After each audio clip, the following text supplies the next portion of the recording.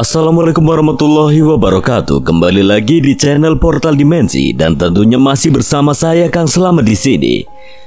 Kali ini Kang Slamet akan menceritakan sebuah kisah yang berjudul Senapati Jayandaru, kelahiran yang akan mengubah sejarah.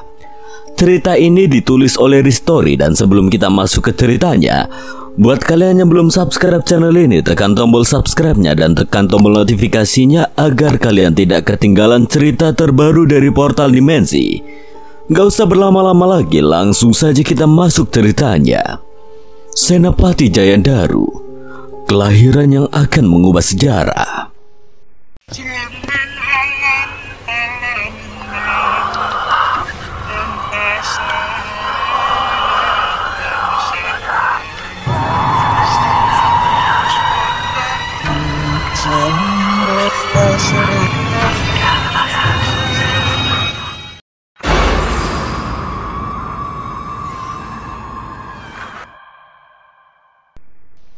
Di era di mana legenda dan kenyataan bertautan erat, tanah Jawa yang kaya akan sejarah dan misteri terperangkap dalam era kegelapan yang tidak terhindarkan. Pertempuran demi pertempuran tidak hanya melibatkan kekuatan fisik semata, namun juga hal-hal yang tersembunyi di balik tabir dunia. Ilmu hitam, mantra kuno, dan bantuan dari sosok-sosok terkutuk menjadi senjata yang sering digunakan dalam usaha memperoleh kekuasaan. Para raja dan para panglima perang, dalam hasrat mereka yang tidak terbendung untuk memperluas wilayah dan mengukuhkan kekuasaan, tidak segan-segan memanggil kekuatan-kekuatan gaib dengan ritual dan upacara yang menyeramkan. Mereka meminta bantuan pada entitas-entitas yang terkutuk. Sosok-sosok yang telah lama hilang dalam lipatan sejarah dan mitos, seolah-olah tanah dan langit Jawa sendiri menjadi saksi atas perjanjian-perjanjian terlarang yang dibuat demi ambisi dan kekuasaan. Medan pertempuran menjadi ajang pamer kekuatan gaib, di mana pedang dan tombak bukanlah satu-satunya senjata. Para prajurit dibekali dengan amulet dan jimat yang dipercaya dapat memberikan perlindungan dari serangan fisik maupun gaib. Berhadapan dengan musuh yang juga menggunakan kekuatan serupa, dari kejauhan dukun dan pawang mengucapkan mantra, memanggil hujan badai, angin kencang, bahkan membangkitkan roh-roh pendendam untuk mengacaukan barisan musuh. Namun, penggunaan kekuatan gaib dalam pertempuran tidak hanya meningkatkan kehancuran fisik. Tanah yang mereka pijak, air yang mereka minum, bahkan udara yang mereka hirup menjadi saksi bisu atas kekuatan terkutuk yang mereka gunakan. Kutukan, kesengsaraan, dan rasa takut tidak hanya menyebar di kalangan pejuang, namun juga meresap ke dalam jiwa setiap penduduk tanah Jawa. Dalam kegilaan untuk meraih kekuasaan, slogan yang terkuat adalah yang berkuasa masih menjadi pedoman hidup. Keadilan menjadi kata yang hilang maknanya, tertelan oleh ambisi dan kejahatan yang menggelora. Hanya sedikit orang yang berani menentang arus, mencoba menemukan jalan yang benar di tengah kekacauan. Meski beresiko besar, mencoba membuktikan bahwa kekuasaan yang didapatkan dengan cara terkutuk tidak akan pernah bertahan. Namun dalam siklus kekuasaan yang kejam dan tidak terhindarkan ini, pelajaran terbesar yang tersisa adalah bahwa segala sesuatu yang dimulai dengan kutukan akan berakhir dengan kutukan juga. Kerajaan Astana Loka, sebuah kerajaan yang terkenal akan kejayaan dan kemegahannya yang terbentang luas, melintasi hutan dan gunung. Namun di balik keagungan tersebut tersembunyi kisah-kisah kelam yang pernah terungkap ke permukaan. Prabu Mudroreksa Astana Loka, penguasa kerajaan itu, dikenal sebagai seorang raja yang kejam dan serakah, selalu haus akan kekuasaan dan harta. Pada satu malam di tengah gemerlapnya pesta yang diselenggarakan di istana, suasana penuh dengan tawa riang, alunan musik tradisional yang merdu, dan gemerincing gelas berisi minuman keras. Para wanita penari dengan pakaian adat yang menawan menghibur para tamu, memenuhi ruangan dengan keindahan dan pesona yang tidak terlupakan. Udara malam diisi dengan aroma dupa dan rempah-rempah, menambah kesan mewah sekaligus mistis. Namun keindahan semu ini tidak lebih dari topeng yang menutupi kebusukan moral kerajaan tersebut. Tiba-tiba suasana pesta yang mabuk kepayang terganggu oleh kedatangan seorang prajurit penjaga perbatasan yang terengah-engah. Dengan langkah gontai namun penuh kekhawatiran, ia mendekati Panglima Cokro yang tengah menikmati hiburan. Wajahnya pucat pasi, seakan membawa kabar buruk yang tidak terbendung. Prajurit itu membungkuk hormat sebelum melaporkan. Panglima Cokro, ada segerombolan orang berpakaian seperti orang yang beragama mendekati perbatasan kerajaan. Mereka mengaku ingin menghentikan kekejaman dan ritual-ritual kesesatan yang telah dilakukan kerajaan kita. Apa? Siapa orang yang berani menyerang kerajaan saat sedang berpesta seperti ini? Saya sendiri tidak tahu, Panglima.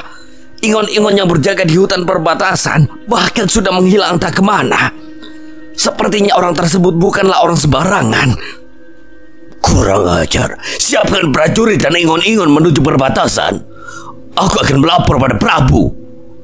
Panglima Cokro, seorang panglima perang yang gagah berani dan setia kepada raja, segera tergesa-gesa mendatangi Prabu Mudro Rekso. Meninggalkan kegaduhan pesta dengan napas yang terburu-buru, ia melaporkan situasi tersebut pada sang raja. Prabu Mudro Rekso yang sedang asik dengan kepuasan duniawi terkejut mendengar laporan tersebut. Wajahnya yang semula berseri-seri kini berubah menjadi muram dan gelisah. Panglima Cokro, kumpulkan semua prajurit kita. Kita harus menghadapi mereka sebelum mereka merusak tatanan kerajaan kita. Aku tidak akan membiarkan siapapun menggoyahkan kekuasaanku. Baik, Prabu. Namun apa yang tidak disadari oleh Prabu Mudro Rekso dan para pengikutnya adalah bahwa kedatangan segerombolan orang tersebut merupakan awal dari sebuah takdir yang akan mengubah sejarah kerajaan Astana Loka selamanya. Malam itu, tanpa diketahui oleh banyak orang, langit di atas kerajaan Astana Loka berubah menjadi gelap, menyelimuti seluruh wilayah dengan aura misterius. Angin berhembus kencang, membawa pesan takdir yang akan segera terungkap. Prabu, semua prajurit Ingon dan keluarga Jayan Daru sudah berjaga di perbatasan kerajaan dan sudah siap untuk bertempur. Bagus. Ayo kita ke sana. Prabu Mudro Rekso bersiap meninggalkan istana menuju perbatasan, namun tiba-tiba terhenti oleh suara seorang wanita parubaya. Tunggu dulu, Prabu. Nyai Randu, sebelum engkau berangkat, ada kabar penting yang harus aku sampaikan. Nyai Randu, cenayang kerajaan yang terhormat dan dipercaya oleh sang Prabu, melangkah mendekati dengan aura mistis yang menyelimutinya. Cahaya lampu cemblik berkelap-kelip memantulkan bayangan mereka di dinding istana yang megah, menciptakan suasana misterius. Prabu Mudro Rekso dengan rasa penasaran dan sedikit kegelisahan bertanya, "Apa itu, Nyai Randu? Apakah ada ancaman lain yang harus aku ketahui?" "Aruna istrimu telah melahirkan anak kembar, sebuah berkah yang juga membawa pertanda bagi nasib kerajaanmu."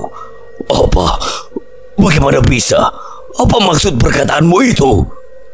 Tanpa berkata lagi, mereka segera menuju kamar di mana Aruna berada untuk melihat anak yang dimaksud Nyai Randu. Suasana kamar di mana Aruna melahirkan anak kembar itu begitu hangat dan penuh kebahagiaan. Namun di balik kebahagiaan tersebut ada nuansa tegang yang tidak terelakkan. Seolah-olah setiap detak jam menandakan awal dari sesuatu yang besar dan tidak terhindarkan.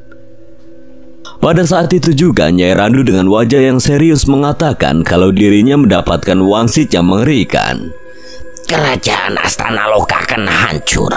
Takkan tersisa dan salah satu dari anakmu, Prabu, akan menjadi kunci untuk menghapus segala kegelapan yang telah lama dibangun kerajaan Astana Loka, serta menguburnya dalam bersama kerajaan ini."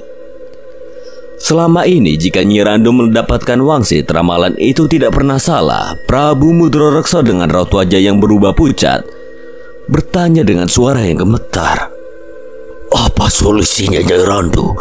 Bagaimana caraku menyelamatkan kerajaan dan meneruskan tekad kerajaan Astana Loka?"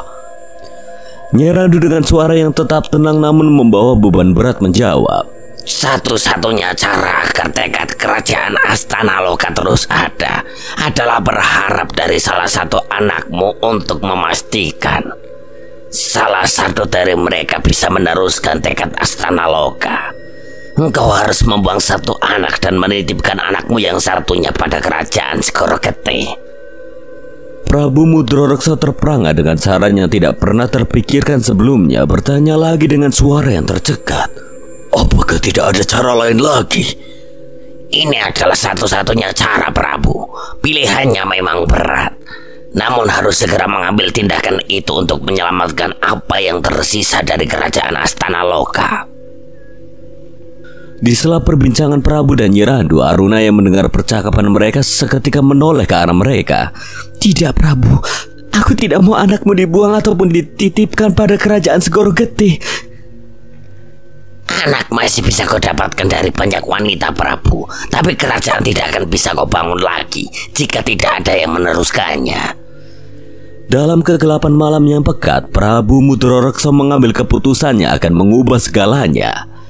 Kekuasaan dan kesesatan telah menutup mata hatinya, membuatnya tidak lagi bisa melihat dengan jernih. Dengan hati yang telah diselimuti oleh kegelapan, ia memilih untuk membuang salah satu anaknya dan menitipkannya pada kerajaan Segoro Gede, sebuah tempat yang hanya dikenal oleh segelintir orang sebagai wilayah yang penuh dengan misteri dan kekuatan gaib. Aruna dengan mata yang berkaca-kaca dan suara yang gemetar namun penuh keberanian mencoba menentang keputusan suaminya. Prabu, jangan lakukan ini. Mereka hanya anak-anak tidak berdosa. Bagaimana kau bisa tega membuang anakmu sendiri? Namun amarah telah menyelimuti Prabu Mudrorekso. Kekejaman dan keserakahan telah membuatnya buta. Dirinya tidak ingin kerajaan Astana Loka sirna dari sejarah dan bersikeras harus ada yang melanjutkannya. Prabu menghampiri keranjang tempat anaknya berada, namun Aruna menghadangnya. Aruna, jangan coba halangi aku. Ini demi kelangsungan kerajaan kita. Aku tidak akan membiarkan siapapun termasuk engkau menghalangi tekadku. Aruna tetap bersikeras mencoba meraih lengan suaminya dengan harapan dapat mengubah pikirannya. Prabu yang telah sepenuhnya diselimuti oleh amarah yang membara tidak dapat menahan diri lagi. Tanpa ragu ia mengeluarkan pedang kerajaannya, senjata yang selama ini menjadi simbol kekuasaan dan keadilan, namun kini menjadi pembawa kematian. Jika kau terus menghalangiku, lebih baik kau mati saja, Aruna. Dalam suasana yang tegang dan penuh emosi, Prabu mengayunkan pedangnya dengan gerakan yang cepat dan penuh kekuatan. Aruna yang hanya berbekal cinta dan keberanian tidak memiliki kesempatan untuk bertahan. Suasana menjadi hening seketika, hanya terdengar suara pedang yang menebas udara sebelum akhirnya menemui sasarannya.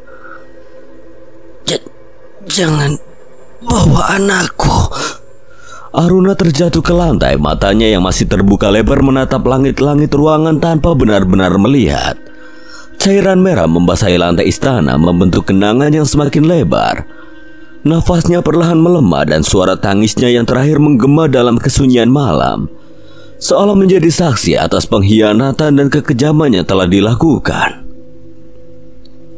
Prajurit, singkirkan Aruna dan jangan sampai keluarga Jayandaru tahu kalau aku yang membunuhnya. Baik, Prabu. Palima Cokro, katakan pada pasukan yang sudah berada di perbatasan, aku akan kembali secepatnya. Baik, Prabu, akan aku sampaikan. Prabu Mudrorekso dengan hati yang telah diselimuti kegelapan tidak memperdulikan Aruna yang terbaring lemah tanpa nyawa.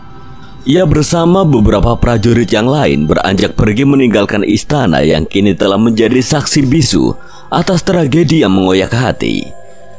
Keputusannya untuk membuang salah satu anaknya ke kerajaan gaib Segoro Gede telah dibuat, sebuah langkah yang akan membawanya pada jalur takdir yang tidak hanya akan mengubah nasibnya, tapi juga nasib kerajaan Astana Loka dan semua yang berada di dalamnya. Di balik tirai kegelapan yang menyelimuti ruangan ritual Nyi Randu, cahaya obor berkelap-kelip lembut menari mengikuti irama angin yang berhembus pelan. Suara bisikan gaib mengisi ruangan seolah membawa pesan dari alam lain. Dari kegelapan tersebut muncul sosok yang tidak terlihat oleh mata manusia biasa.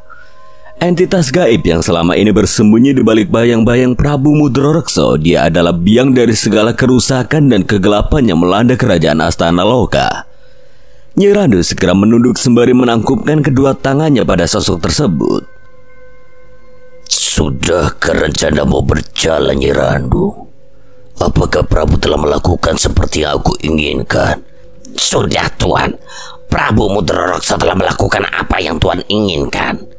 Ia akan membuang salah satu anaknya dan anak yang satunya akan ia bawa menuju tempat Tuan. Nasib kerajaan Astana Loka kini bergantung pada jalur takdir yang telah Tuan ukir.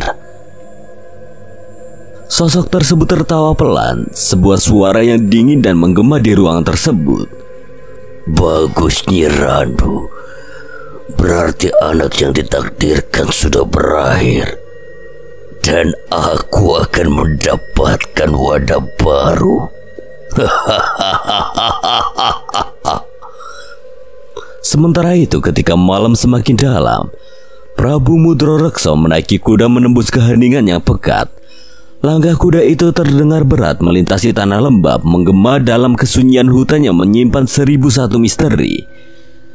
Di bawah gemerlap bintang yang bersembunyi di balik pepohonan rindang, Prabu bergerak menuju kerajaan gaib Segoro Getih, membawa nasib dan takdir yang belum terungkap. Hutan yang dilaluinya bukanlah hutan biasa. Hutan ini yang dikenal dengan berbagai nama di kalangan penduduk setempat, selalu dihindari ketika malam tiba. Konon banyak sosok gaib seperti siluman dan hewan-hewan liar yang tidak hanya menghuni tapi juga menjaga hutan tersebut. Namun bagi Prabu Mudroreksa tidak ada yang dapat menghalangi niat dan tujuannya, bahkan penghuni gaib sekalipun.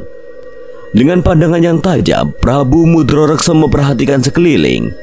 Kabut tipis mulai turun, menambah suasana mistis di sepanjang perjalanannya. Prabu Mudroreksa menaruh salah satu anaknya yang baru lahir di tengah hutan yang mengerikan itu. Sebuah tempat yang dipenuhi oleh kekuatan gaib dan makhluk-makhluk yang tidak kasat mata. Suasana hutan semakin menakutkan dengan suara hewan liar dan bisikan angin yang seolah membawa pesan dari alam lain. Namun bagi Prabu Mudroreksa, keputusan ini diambil demi masa depan kerajaan Astana Loka dan untuk memenuhi ramalan yang telah disampaikan oleh Nyi Randu. Aku tidak ingin semua yang sudah kurebut lenyap begitu saja. Prabu meletakkan sang anak dengan hati-hati di atas rerumputan yang lembab, dikelilingi oleh pohon-pohon besar yang menjulang tinggi. Anak itu ditinggalkan begitu saja dengan hanya seutas kain yang menyelimuti tubuhnya. Di lehernya terpasang sebuah kalung hitam yang dipasang Aruna setelah melahirkannya. Ayo semuanya, kita lanjut menuju Segoro Getih. Kerajaan Segoro Getih, sebuah kerajaan yang tersembunyi di antara lipatan dunia nyata dan dunia gaib, merupakan tempat di mana banyak entitas gaib berkumpul. Prabu Mudroreksa tahu penitipan anaknya di sana bukanlah tanpa resiko. Namun dalam pikirannya yang telah diselimuti oleh kekuatan dan kegelapan, segala cara harus dilakukan demi kelangsungan kerajaan Astana Loka. Saat langkah Prabu semakin mendekat ke kerajaan gaib tersebut, sebuah perasaan aneh mulai menyelimutinya. Apakah ini adalah awal dari akhir? Ataukah ini awal dari sebuah takdir baru yang akan membawa perubahan besar pada kerajaan Astana Loka? Hanya waktu yang akan menjawab semuanya. Setelah beberapa saat melintasi hutan yang gelap dan penuh misteri, akhirnya Prabu Mudroreksa sampai di gerbang yang tidak kasat mata, batas antara dunia nyata dan dunia lain yang merupakan pintu masuk ke kerajaan gaib Segoro Getih. Kalian tunggu di sini, biar aku yang masuk. Dengan langkah yang mantap dan hati yang dipenuhi harapan, Prabu memasuki kerajaan tersebut, membawa nasib dan takdir yang akan segera menentukan masa depan kerajaan Astana Loka. Suasana di mana tempat kerajaan gaib Segoro Getih berada benar-benar berbeda. Angin yang berhembus di tempat itu membawa bau busuk dan anyir darah. Tidak jarang sosok menyeramkan menghiasi jalan Prabu menuju istana Segoro Getih. Kerajaan Segoro Getih, sebuah entitas yang berada di antara dunia nyata dan alam gaib, tersembunyi dari mata manusia biasa. Bagi mereka yang hanya bisa melihat dengan mata kepala, tempat ini tampak sebagai segara yang luas dan menyeramkan, dikelilingi kabut tebal yang tidak pernah sirna. Namun bagi mereka yang dapat melihatnya lebih dalam, kerajaan ini adalah sebuah wilayah megah dan menakutkan, di mana entitas-entitas gaib dan terkutuk berkumpul dan bersemayam. Sesampainya di pelataran kerajaan, suasana menjadi semakin menegangkan.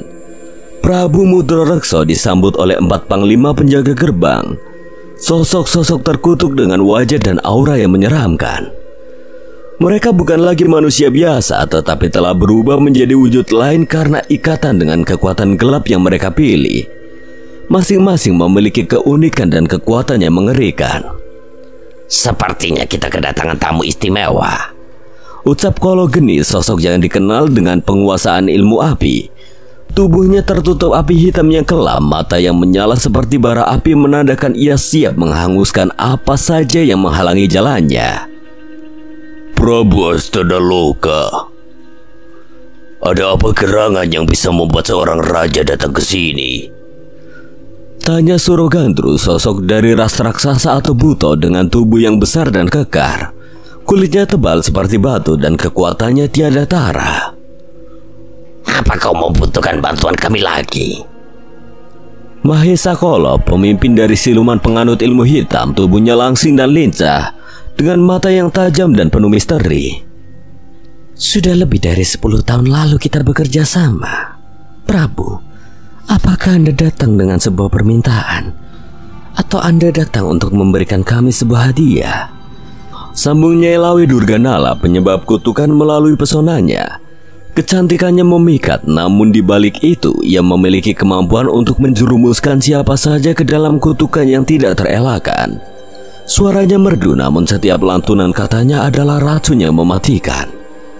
Mereka berempat membungkuk hormat pada Prabu Mudroreksa, mengakui kedatangannya sebagai satu kehormatan bagi kerajaan Segoro Gede.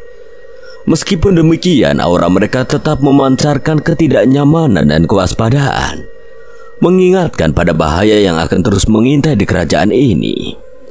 Aku kesini tidak ingin meminta bantuan untuk bertempur, namun aku ingin menitipkan anakku di sini agar bisa membalas dendam apabila kerajaanku runtuh. Nyai Lawe dengan langkah yang penuh pesona namun tersembunyi niat jahat mendekat ke arah Prabu sambil matanya yang licik memperhatikan bayi yang digendong oleh Prabu Mudroreksa. Sungguh indah anak yang kau bawa ini, Prabu. Apakah dia telah diberi nama? Namanya adalah Raden Mutroseno Jayandaru. Oh, anak keturunan Raja dan Trajayandaru. Anak ini pasti sangat istimewa. Apakah aku boleh menyentuhnya? Namun sebelum Nyai Lawe sempat menyentuh bayi tersebut, suara menggelegar yang tiba-tiba muncul dari keheningan membuat semua terperanjat.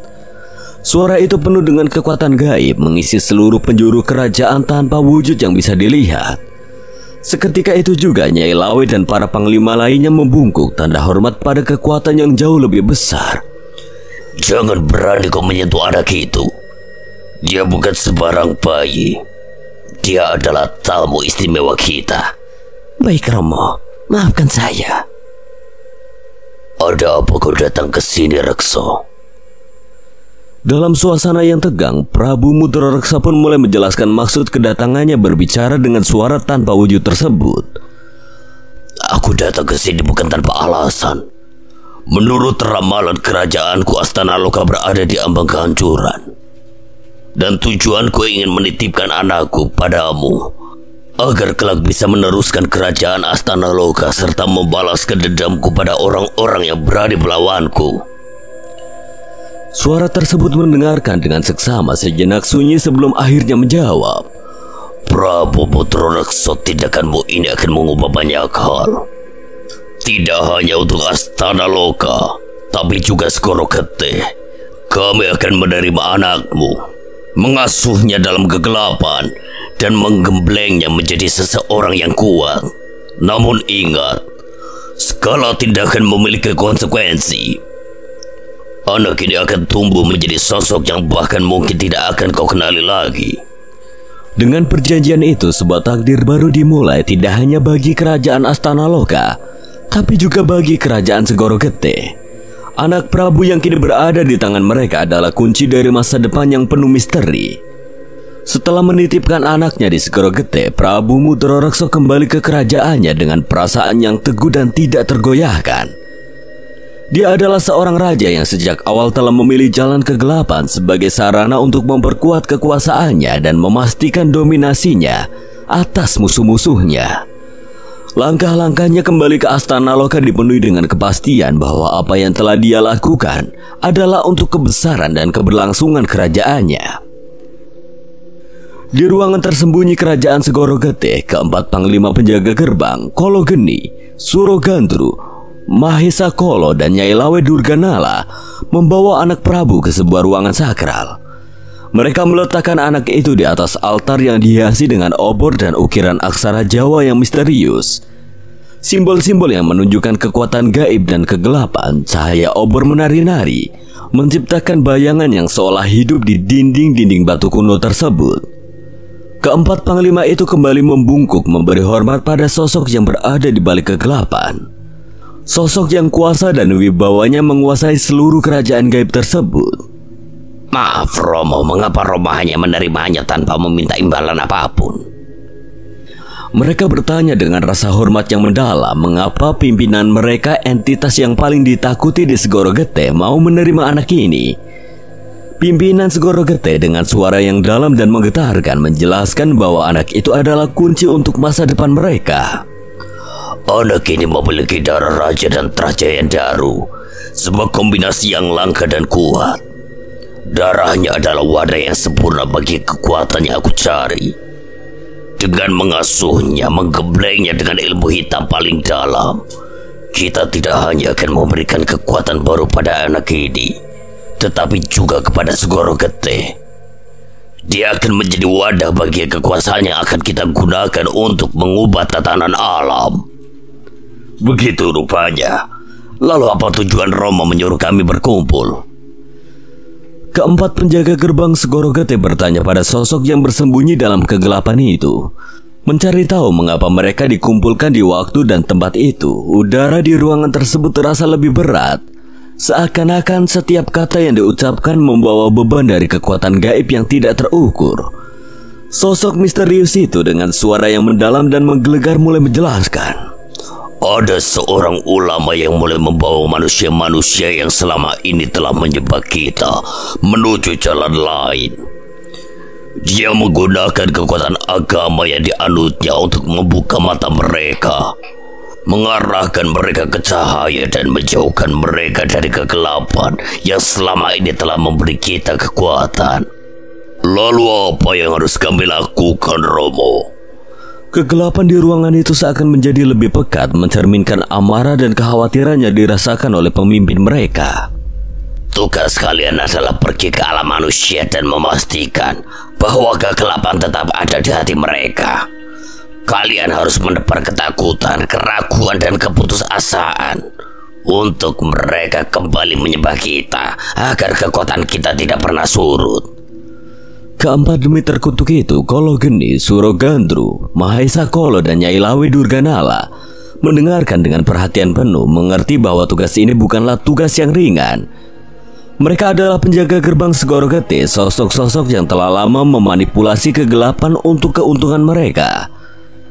Namun tugas ini menuntut mereka untuk bergerak secara langsung di alam manusia, menyebarkan kekacauan dan ketidakpercayaan, menggoda manusia kembali ke dalam pelukan kegelapan. Gunakan pengetahuan dan kekuatan kalian. Ingat, tujuan kita bukan hanya untuk mengalahkan ulama tersebut, tapi juga untuk menanamkan benih-benih keraguan dan keputusasaan yang tumbuh dan memperkuat kembali kekuasaan kita atas manusia. Baik Romo, kami akan melakukan tugas kami dengan baik. Dengan instruksi yang jelas, keempat demi terkutuk itu bersiap memasuki alam manusia. Masing-masing dengan rencana dan kekuatan mereka sendiri. Tugas mereka tidak hanya menuntut kekuatan, tapi juga kecerdikan dan kemampuan untuk mempengaruhi hati dan pikiran manusia. Perjuangan antara cahaya dan kegelapan semakin memuncak dengan masa depan keseimbangan kekuatan spiritual di alam manusia dipertaruhkan. Malam itu ketegangan merajalela di istana Astana Loka. Langit yang biasanya cerah kini terlihat mendung dan suram. Seolah-olah alam pun ikut merasakan kegelisahan yang ada. Prabu Mudrareksa yang baru sampai berdiri di tengah formasi prajuritnya yang telah siap siaga. Cahaya obor menari-nari menerangi wajah-wajah yang penuh ketegangan, menciptakan bayangan yang memperkuat aura mistis yang telah lama melekat pada kerajaan ini. Di tengah kegelapan malam, prajurit dan para petinggi kerajaan bersiap menghadapi serangan. Mereka adalah pengikut setia Prabu Mudrareksa yang telah lama diberkati dengan kekuatan ilmu hitam. Senjata mereka mulai dari tombak, pedang, keris hingga tameng tidak hanya terbuat dari logam terkuat, namun juga telah disempurnakan dengan mantra ilmu hitam, membuat mereka tidak hanya kuat secara fisik tetapi juga memiliki kekuatan gaib. Panglima Cokro dan pemimpin dari Trahjayandaru yang bernama Wirasasena Jayandaru sudah menunggu di perbatasan. Mereka melaporkan situasi terkini pada Prabu Mudrareksa, menginformasikan bahwa gerbang luar istana sudah didatangi oleh seorang tokoh agama bersama dengan muridnya. Seorang tokoh agama? Benar Paduka, mereka tidak dilengkapi dengan senjata dan jumlah mereka juga tidak lebih dari setengah pasukan kita. Berani sekali mereka menyerang tanpa senjata. Apa dia meremehkan kerajaan kita? Kami juga kurang tahu Paduka, tapi melihat ingon-ingon yang berjaga di perbatasan lenyap entah kemana, sepertinya dia bukanlah orang sembarangan. Aku penasaran seperti apa orang itu. Cokro, buka gerbangnya. Aku ingin tahu siapa dirinya. Para prajurit perlahan membuka gerbang istana. Cahaya obor memantulkan bayangan-bayangan panjang di tanah, menambah suasana mistis pada malam itu. Tepat di luar gerbang terlihat seorang ulama berdiri tegak, memegang tongkat di depan murid-muridnya yang berpakaian sederhana namun penuh kewibawaan. Suasana hening seolah-olah kedatangan mereka telah membawa ketenangan yang aneh di tengah ketegangan. Prabu Mudrareksa dengan langkahnya yang berat dan penuh keangkuhan berjalan mendekati orang bersorban putih itu. Senyumnya penuh ejekan, tertawa melihat jumlah mereka yang jauh lebih sedikit. Berani-beraninya kau membawa pasukan secuil ini untuk menghadapi kerajaanku. Kami datang bukan untuk berperang, wahai Prabu. Kami datang untuk memberikan pencerahan, untuk membawa pesan damai dan kebenaran. Apa tujuanmu sebenarnya mendatangi kerajaanku orang beragama? Kami menyadari kerajaanmu telah lama terjerumus dalam kegelapan, melakukan ritual-ritual yang tidak hanya merugikan diri sendiri, namun juga rakyatmu. Kami ingin menawarkan jalan lain, jalan yang bisa membawa kedamaian dan kebahagiaan yang sejati. Prabu Mudrareksa yang terbiasa dengan lawan bicara yang takut dan menunduk di hadapannya kali ini terdiam. Ada sesuatu dalam kata-kata ulama itu yang membuatnya tidak bisa langsung menolak dan mengolok-olok. Di balik keangkuhan dan kekuatan gaib yang dimilikinya, ia mulai merasakan ada kebenaran dalam kata-kata sang ulama. Namun kebanggaan dan kekuatan yang telah lama ia bangun tidak memungkinkan Prabu untuk langsung menerima kata-kata tersebut. Kau pikir kau bisa mengubah segalanya dengan kata-kata damai dan kebenaranmu itu? Kerajaanku tidak membutuhkan pencerahan dari orang luar sepertimu. Kebenaran akan selalu menemukan jalannya, wahai Prabu. Dan kadang cahaya itu datang dari tempat yang paling tidak terduga. Suasana malam semakin pekat. Bintang-bintang di langit seakan menyaksikan perdebatan dua dunia yang bertolak belakang di depan gerbang kerajaan Astana Loka. Angin malam berhembus lembut, namun ada ketegangan yang terasa di udara, seolah-olah alam pun menanti hasil dari pertemuan ini. Prabu Mudrareksa yang selama ini telah terbiasa hidup dalam kegelapan merasa penolakannya terhadap tawaran ulama sebagai bentuk pertahanan terakhir terhadap apa yang dia yakin benar. Baginya kekuasaannya yang miliki saat ini adalah sebuah dari perjanjian-perjanjian dengan makhluk-makhluk terkutuk dan bantuan dari ingon-ingon yang telah memberinya kekuatan. Kerajaanku besar, bukan karena kebenaran yang kubicarakan. Kerajaanku kuat karena ritual dan perjanjian dengan mereka yang berada di luar pengertianmu. Tidak ada yang bisa mengubah kerajaanku. Ritual adalah keharusan di Astana Loka, itulah sumber kekuatan kami. Kau pikir dengan kata-kata duniamu kau bisa mengubah semuanya? Sungguh naif. Yang mulia, apa yang kau lakukan hanya akan menyesatkanmu dan rakyatmu lebih dalam ke dalam lubang hitam. Kehidupan ini, takdir kita, semua sudah ditentukan oleh Gusti Allah, bukan melalui kekerasan, kejahatan. menyebar kesengsaraan, membunuh atau menindas. Kekuatan sejati datang dari ketenangan hati dan pemahaman atas kehendaknya, bukan dari kegelapan yang kau banggakan. Mendengar itu, Prabu Mudraraksa sejenak terdiam. Ada secerca pertanyaan dalam dirinya. Namun kebanggaan dan kebiasaan lama yang telah mengakar kuat membuatnya sulit untuk menerima kata-kata ulama tersebut.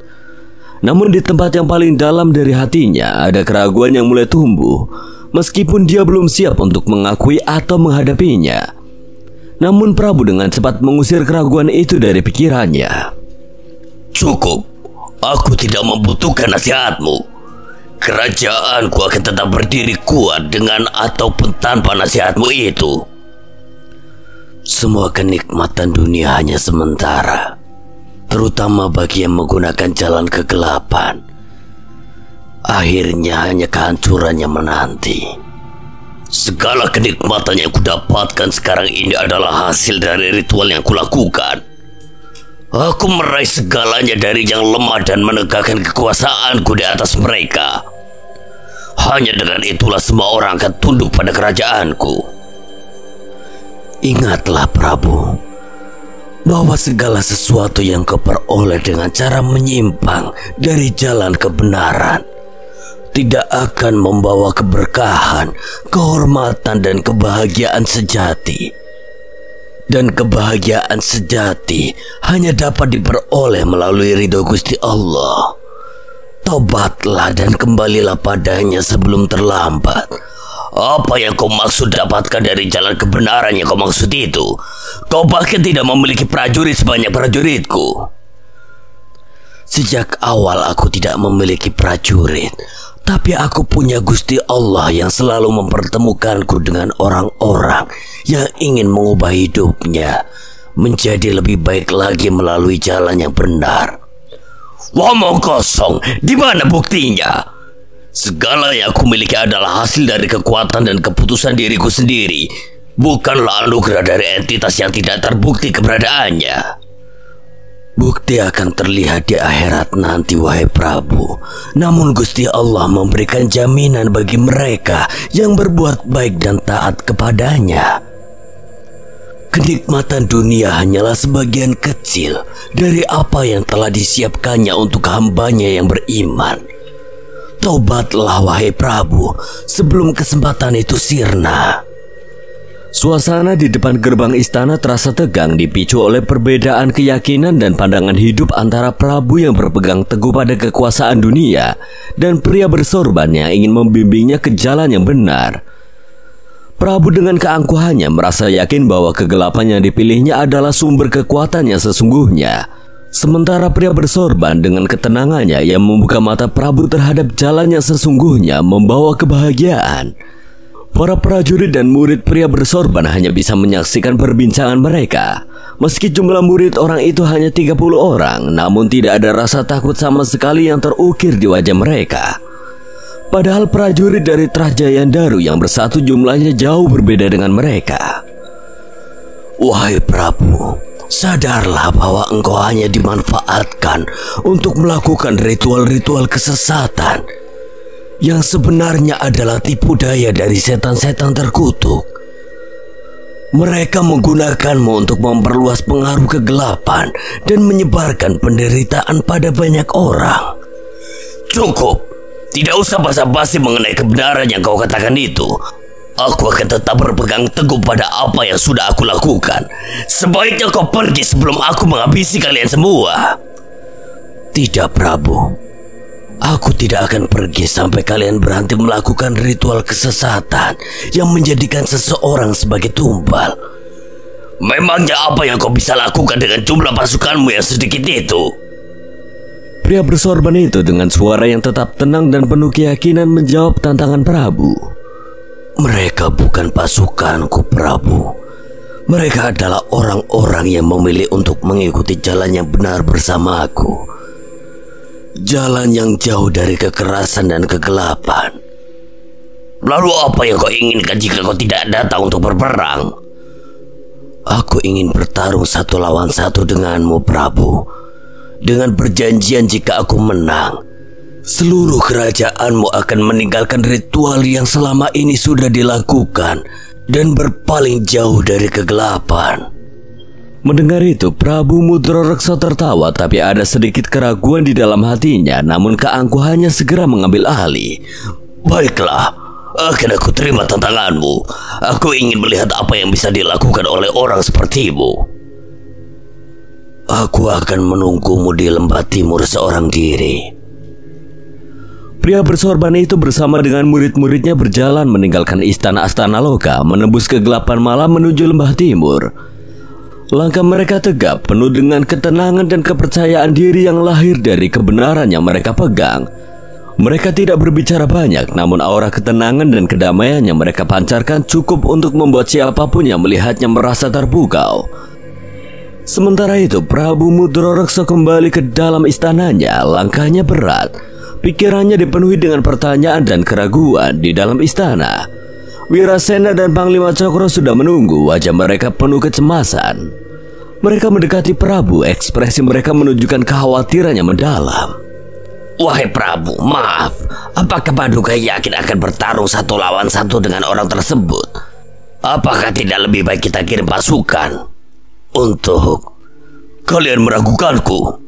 Kalian pikir aku tidak mampu menghadapi orang itu? Wirasena dan Panglima Cokro saling pandang, merasakan suasana tegang yang semakin memuncak. Mereka tahu betul kekuatan Prabu Mudra-reksa, namun mereka juga menyadari bahwa pertarungan ini bukan sekedar tentang kekuatan fisik. Maafkan kami, Prabu. Kami hanya khawatir. Cokro coba menjelaskan, namun suaranya terdengar ragu. Mereka sadar keputusan telah dibuat dan tidak ada yang bisa mengubahnya. Prabu Mudra-reksa menarik nafas dalam, mencoba menenangkan diri. Tidak, kalian tidak perlu khawatir.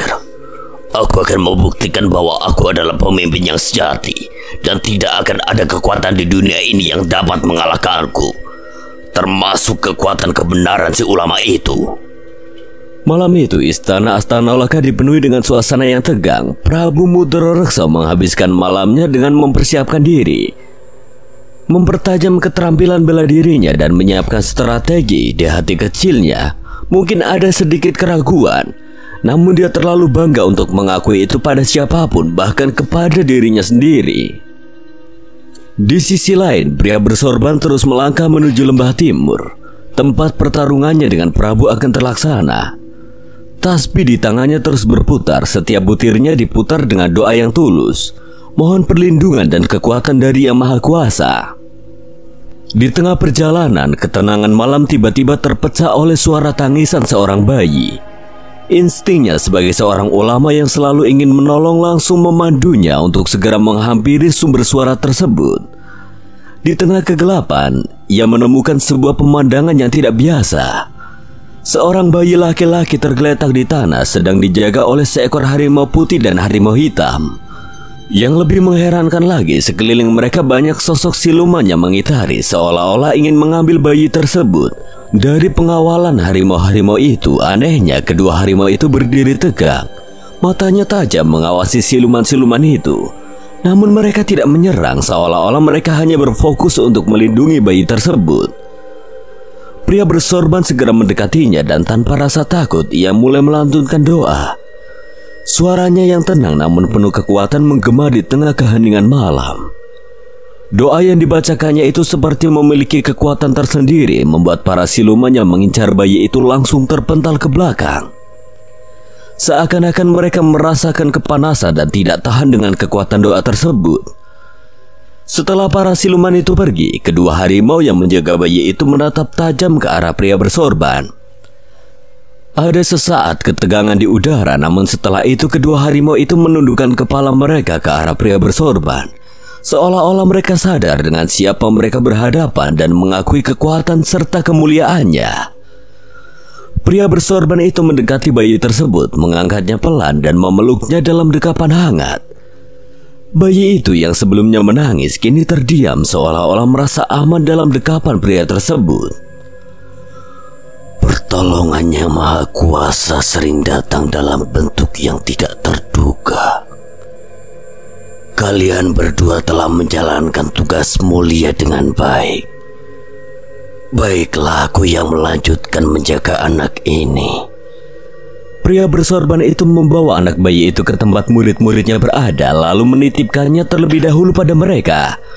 Kedua harimau masih mengikuti anak-anak bayi itu, seolah ingin memastikan kalau anak itu benar-benar aman. Pria itu menghampiri kedua harimau lalu menunduk seraya mengelus kepala kedua harimau itu. Kalian benar-benar tidak ingin anak itu kenapa-napa ya? Baiklah, tolong jaga dia ya. Aku tahu pasti ada maksud tersendiri kenapa kalian ingin memastikan kalau dia benar-benar aman. Aku akan pergi, mungkin untuk beberapa hari ke depan.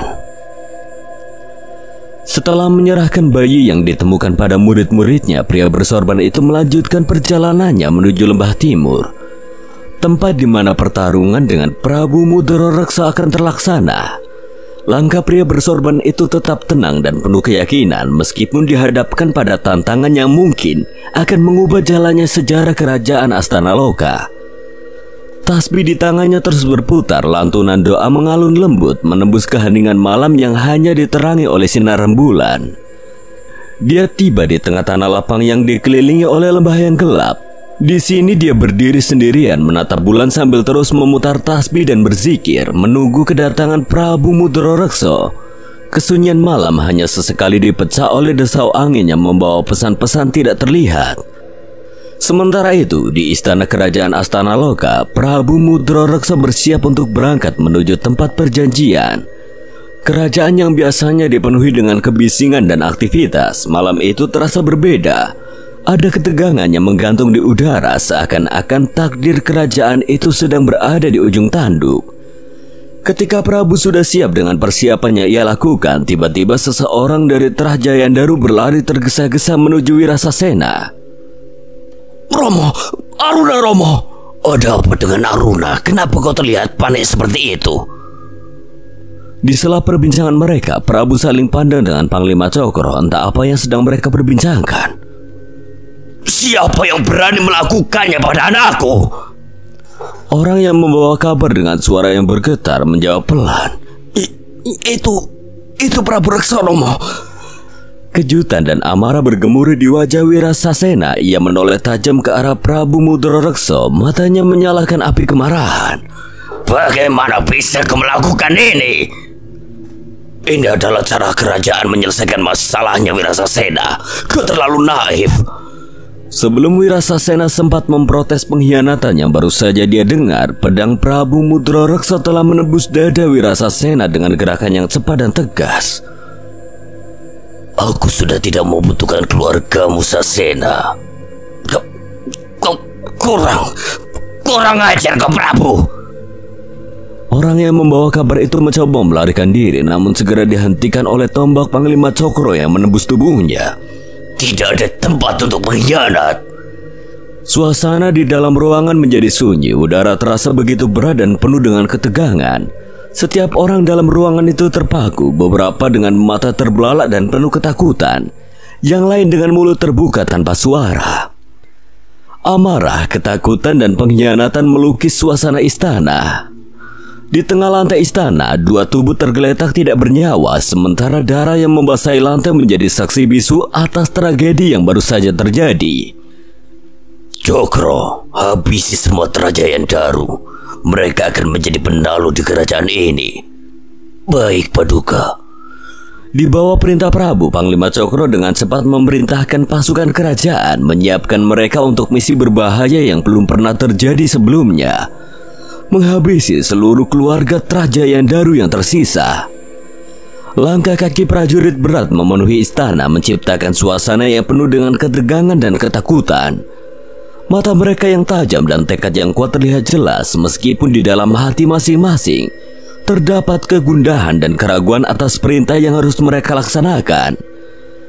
Prabu dengan langkah yang berat namun penuh keberanian meninggalkan istana menuju tempat perjanjian. Langit yang mulai menggelap menambah suasana tegang yang menyelimuti perjalanan ini. Di balik keberaniannya ada secerca kekhawatiran tentang pertarungan yang akan datang. Sesampainya di tempat perjanjian, suasananya sunyi, hanya diterangi cahaya bulan yang memberikan nuansa mistis pada lembah tersebut. Prabu menemukan pria bersorban sedang duduk bersila. Kesederhanaannya bertolak belakang dengan aura luar biasa yang ia pancarkan. Di sekeliling pria bersorban, energi putih yang tenang namun kuat menyelimuti, menciptakan suasana yang damai namun sekaligus mematikan. Rupanya dia memang bukan orang sembarangan. Prabu yang dibalut energi hitam sebagai simbol kekuatan dan kekejaman merasakan detak jantungnya yang berpacu. Awalnya ia merasa gentar melihat kemurnian dan kekuatan energi yang dimiliki pria bersorban. Namun kepercayaan dirinya segera kembali menguat, diyakinkan oleh kekuatan hitam yang ia miliki, yang ia anggap lebih kuat. Kekuatan ini akan membawaku pada kemenangan. Dua kekuatan yang bertentangan ini, satu bersimbolkan kegelapan dan yang lainnya cahaya, siap bertemu dalam pertarungan yang tidak hanya akan menentukan nasib mereka, tetapi juga nasib kerajaan dan keluarga yang terlibat. Di tengah lembah yang sepi, di bawah sinar bulan yang pucat, sebuah pertarungan epik antara kebaikan dan kejahatan siap terjadi, di mana hasilnya akan mengubah alur cerita sejarah. Akhirnya kau datang juga, Prabu. Kau pikir aku raja pengecut? Lancang sekali kau.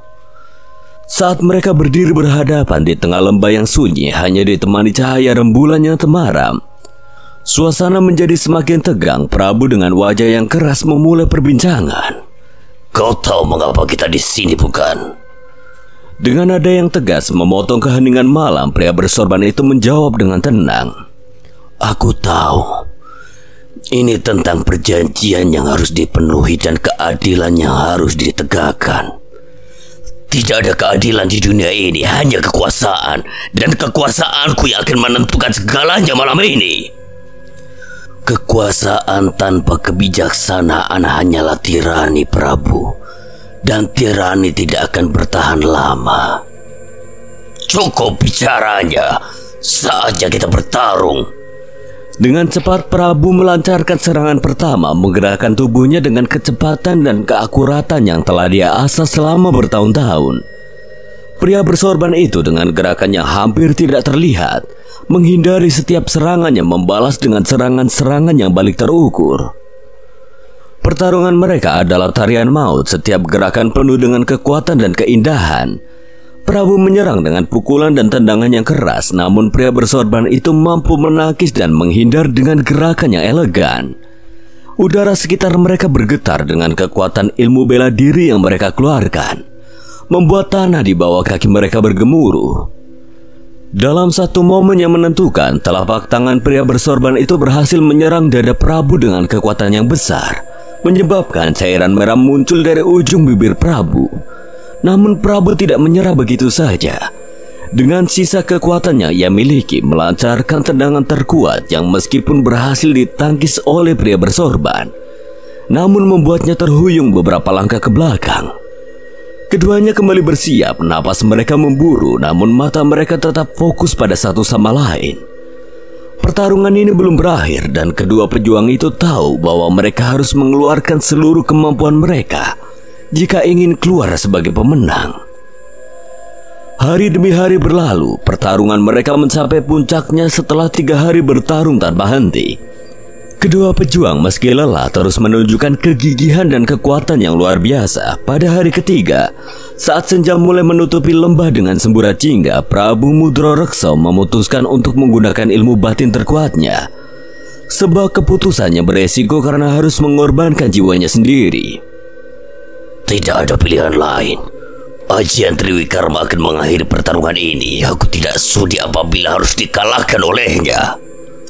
Dengan nafas yang berat, Prabu mengucapkan mantra Ajian Triwikarma, sebuah ilmu kuno yang memberinya kekuatan meningkat drastis. Tubuhnya berubah membesar menjadi raksasa yang menyeramkan dengan taring yang tajam dan kuku yang panjang. Otot-ototnya membengkak menunjukkan kekuatan fisik yang luar biasa.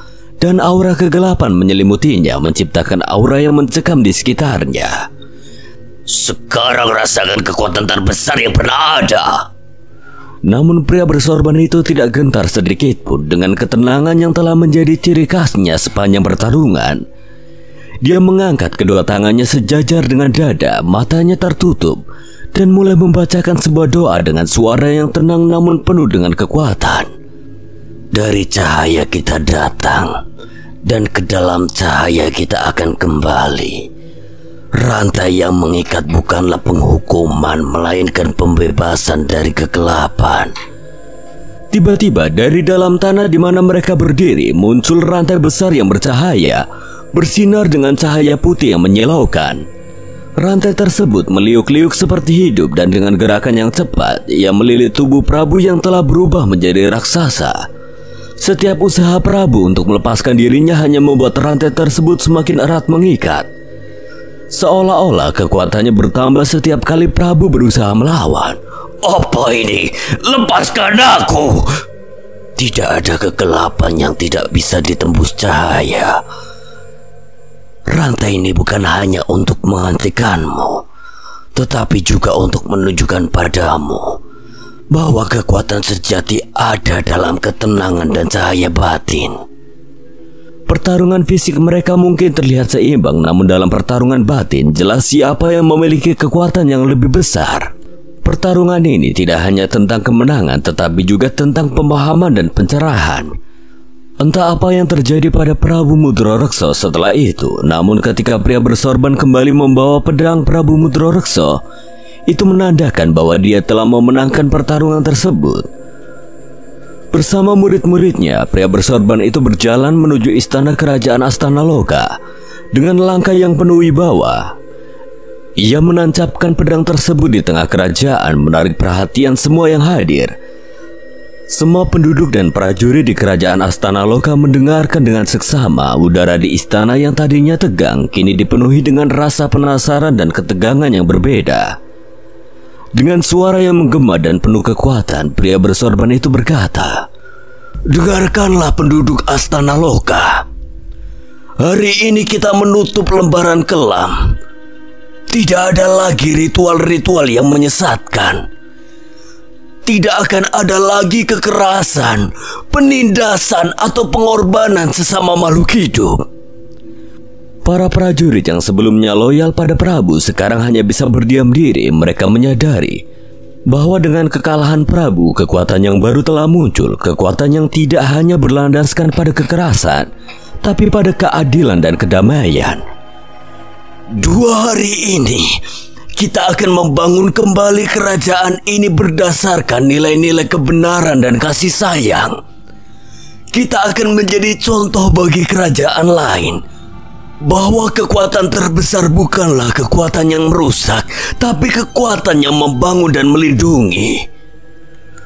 Wajah-wajah penduduk dan para prajurit menunjukkan berbagai reaksi. Ada yang merasa lega, ada pula yang masih mencoba memproses perubahan mendadak ini. Namun dalam hati mereka ada rasa harap yang mulai tumbuh, harapan akan masa depan yang lebih baik. Pria bersorban itu bersama murid-muridnya kemudian berkeliling kerajaan memulai proses penyembuhan dan pembangunan ulang. Mereka mengajarkan cara-cara baru untuk hidup berdampingan, menghormati alam dan saling menghormati sebagai sesama makhluk hidup. Perlahan tapi pasti kerajaan Astanaloka berubah, di mana sebelumnya ada kekuatan dan kesedihan. Kini ada kebahagiaan dan ketenangan. Dan pedang yang ditancapkan di tengah kerajaan itu menjadi simbol dari kekuatan baru, kekuatan cinta dan kedamaian yang tidak terkalahkan. Dalam keheningan yang kini menyelimuti kerajaan Astanaloka, pria bersorban itu mengemban tugas baru yang tidak kalah pentingnya. Anak yang ia temukan dan selamatkan pada malam yang penuh misteri itu kini menjadi bagian dari hidupnya. Dari kalung hitam yang melingkar di leher bayi tersebut terukir nama yang kuat dan penuh makna, Senapati Jayandaru. Di tengah pohon yang rindang, di bawah naungan pohon beringin yang anggun berdiri menyaksikan sejarah, emosi bercampur aduk dalam cakrawala baru yang baru saja terungkap. Pernyataan dari Aji Boyo membuat Mahendra, Aswan, dan Mbah Arya sangat terkejut. Berarti apa yang dikatakan Patikolo padaku benar. Jayandaru dan Raden Putrasena, kembaran dari Eyang Senapati Jayandaru. Suasana menjadi semakin emosional. Ki Aji Boyo memandang mereka dengan tatapan yang dalam. seolah ingin memastikan bahwa mereka siap menerima apa yang akan dia sampaikan selanjutnya. Benar, Abisena yang mengatakan itu padaku. Dirinya sempat bertemu dengan Eyang Senapati. Pertemuan itu menjadi akhir dari perjalanan Abisena yang tadinya ingin melanjutkan perjalanan Eyang Senapati. Namun karena wasiat dari Senapati, dirinya diberi pesan kalau bukan dia yang harus melanjutkannya. Setelah itu ia menitipkan pesan padaku untuk 1 hari menyampaikan pada orang yang sudah ditakdirkan untuk menghentikan Raden Mudrasena. Tapi bukannya Eyang Sena mengembara untuk menyebarkan agama yang ia anutkan, Ki? Dalam keheningan yang mendalam, Ki Haji Boyo mempersiapkan diri untuk memberikan penjelasan lebih lanjut. Suaranya serius namun tenang. Mahendra, Aswan dan Bah Arya menunggu dengan penuh antisipasi, menyadari bahwa setiap kata dari Ki Haji Boyo akan membawa pencerahan baru dalam perjalanan mereka. Eyang Senapati mengembara tidak hanya untuk menyebarkan agama yang ia anut. Dia memiliki misi yang lebih berat. Eyang Senapati ingin menghentikan Raden Mudrasena yang ingin membangkitkan tekad kerajaan Astana Loka. Raden Mudrasena berambisi membalas dendam dan menyebarkan penderitaan pada orang lain. Kita tanpa sadar telah terlibat dalam sebuah cerita yang telah lama terukir. Misi Eyang Senapati bukan hanya tentang agama atau tradisi, tapi juga tentang memperbaiki kesalahan saudaranya dan menjaga malapetaka yang bisa ditimbulkannya. Benar, dan kalian tanpa kalian sadari, kalian menjadi bagian dari perjalanan ini. Eyang Senapati berusaha keras, tidak hanya demi keyakinannya, tetapi juga demi menghentikan Raden Mudrasena dari mengulangi kesalahan masa lalu, demi mencegah penderitaan lebih banyak orang lagi. Lalu apa yang harus kami lakukan untuk menghentikannya, Ki? Kalian harus pergi menemui dirinya di Segoro Gede. Namun itu tidaklah mudah. Kalian harus menuntaskan permasalahan Alas Pitu terlebih dahulu. Dari 4 hutan itu ada 4 sosok terkutuk yang sudah disegel oleh Senapati Jayandaru untuk tidak memasuki alam manusia. Sebab segel-segel itu satu persatu akan dilepas oleh Raden Mudrasena agar mereka bisa menghasut dan menyesatkan manusia kembali.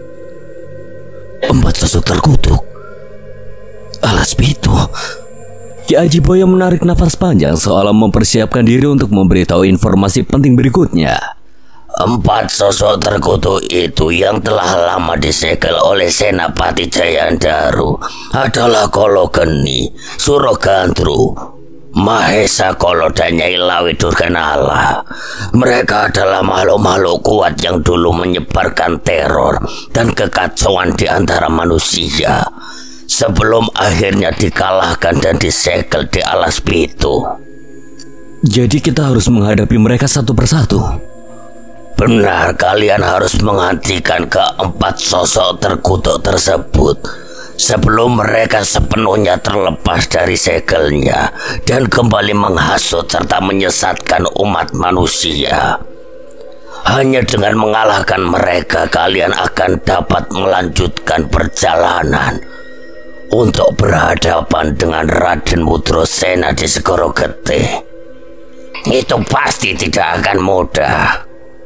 Tepat sekali, mengalahkan mereka bukan hanya tentang kekuatan fisik, tapi kalian harus memahami sifat dan asal-usul mereka.